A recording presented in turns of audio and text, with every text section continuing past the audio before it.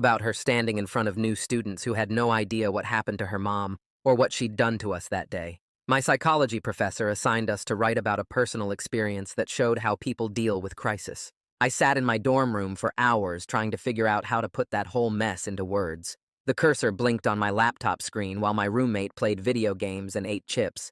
I started typing about the locked classroom and Philip's confession and how everyone turned on each other. The paper ended up being 12 pages long when the requirement was only 5.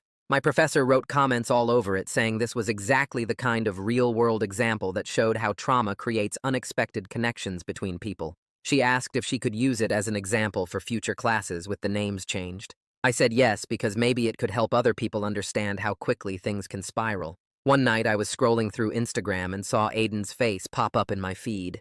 Someone from our old school had posted a picture of him at his new place wearing a college sweatshirt.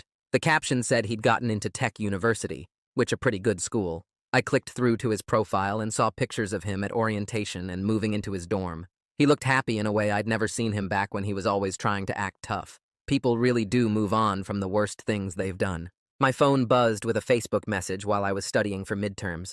Philip's name appeared on the screen, and my stomach did this weird flip. He wrote that he wanted me to know he'd gotten accepted to the state university with a full scholarship for academics. He was planning to major in social work because he wanted to help kids who made bad decisions like he had. He said working at the senior center had shown him how much he liked helping people who needed it. The message was long, and he thanked me again for being there when everything fell apart. I wrote back congratulating him and telling him he'd make a great social worker. We ended up messaging back and forth for a while about college and classes and normal stuff. It felt weird, but also good to see him doing something positive with his life. During winter break, I ran into Ian at the grocery store, and we ended up talking in the cereal aisle for 20 minutes. He told me our whole first period class had a group chat going where people checked in sometimes. Someone would post about a hard test or a bad day, and others would respond with support. Even kids who never talked in high school were part of it now.